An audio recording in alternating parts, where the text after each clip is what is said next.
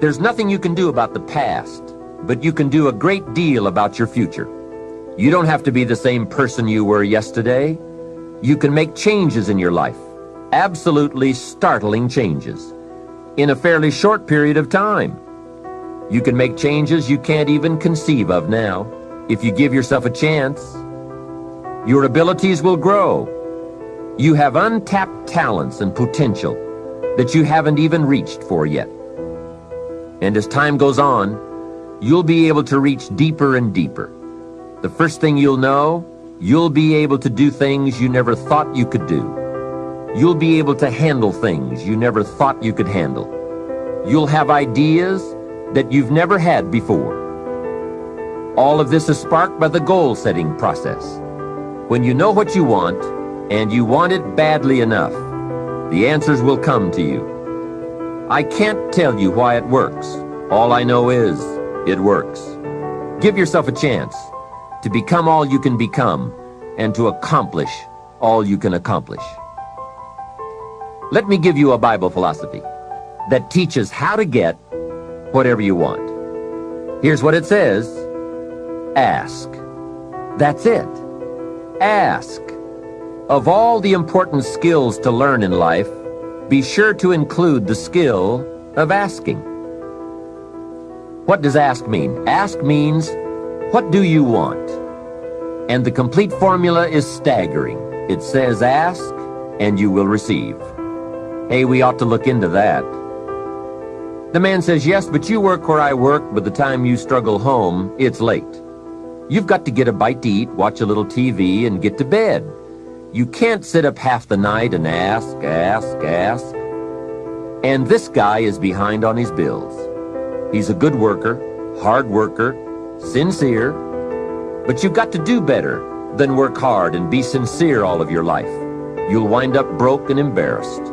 You've got to be better than a good worker. You've got to be a good asker. Let me give you some key points on this asking and receiving, setting goals, asking of life. Here's part of the philosophy that helped me to change. First, asking starts the receiving process. Asking is like pushing a button, and all this machinery starts working, mental and emotional machinery. I don't even know how it works, but I do know it works. There are a lot of things you don't need to know how they work. Just work them. Some people are always studying the roots. Others are picking the fruit. It all depends on what end of it you want in on. So asking is the beginning of receiving. Second, receiving is not the problem. You don't have to work on receiving. It's automatic. So if receiving is not the problem, what is the problem? It's failing to ask. The man says, I see it now. I got up every day this year and hit it hard, but nowhere in my house is there a list of what I want from my life. Can you see? Good worker, poor asker. Receiving is like the ocean.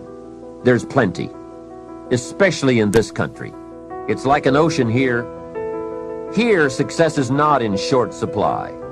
It isn't rationed, so that when you step up to the window, it's all gone. No. Well, if that's true, what is the problem? Well, the problem is some people go to the ocean with a teaspoon. Have you got the picture? A teaspoon. What I suggest you do in view of the size of the ocean is trade your teaspoon for at least a bucket, and you will look better at the ocean with a bucket. Now, here's something else to remember about asking. There are two ways to ask. One is ask with intelligence. It didn't say ask intelligently, but I'm sure it meant that. Don't mumble. You won't get anything by mumbling.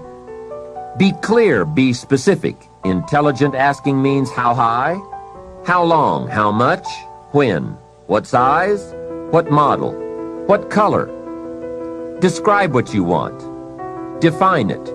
Remember, well-defined goals are like magnets. The better you define them, the stronger they pull. And Give your goals purpose. Answer both questions. What do I want? That's the object. And the second question, what for? That's purpose. Purpose is stronger than object. What you want is powerful and it will pull, but what you want it for is more powerful. Here's the second way to ask. Ask with faith. Faith is the childish part.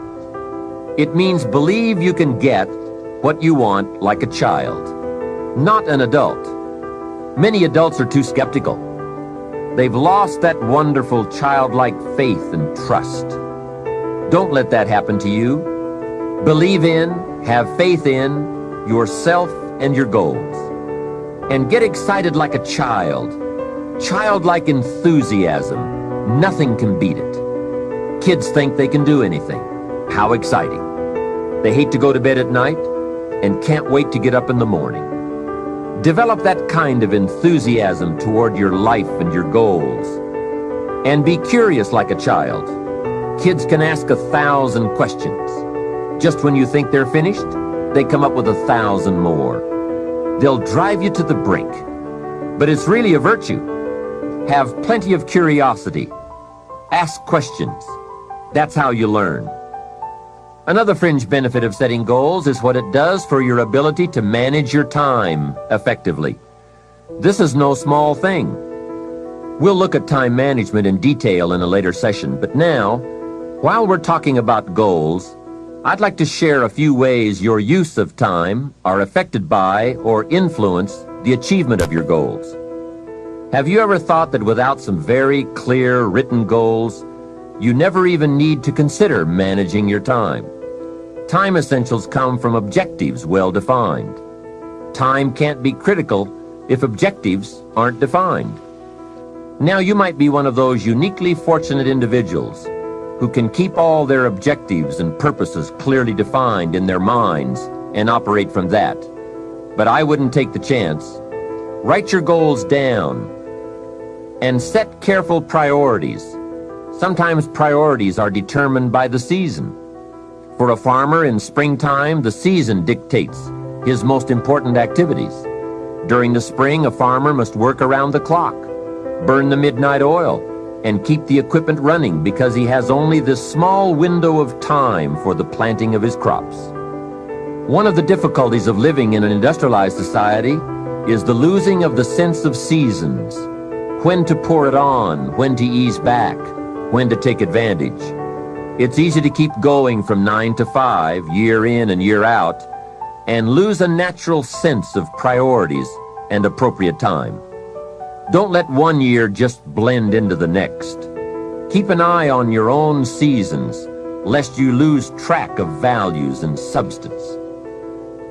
Part of setting priorities is learning to separate major activities from minor activities.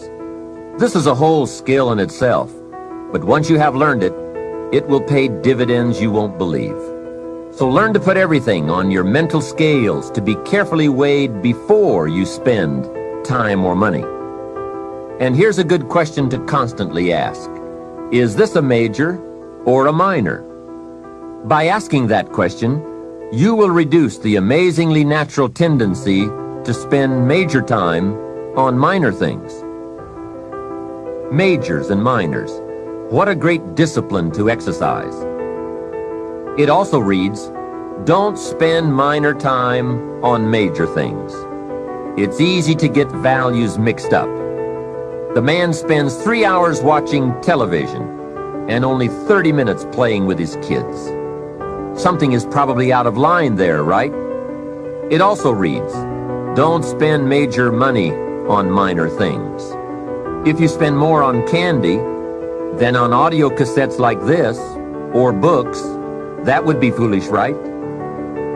Here is a great goal-achieving tip. Don't mistake movement for achievement. It's possible to be busy all day, come home exhausted, and only then realize that very little of your day consisted of productive activities in the pursuit of your goals. Don't get faked out by being busy. The man says, I've been going hard all day. I've really put in the hours and the effort. But here's the major question. Doing what? It isn't going hard all day that counts. It's the doing what, the value that counts.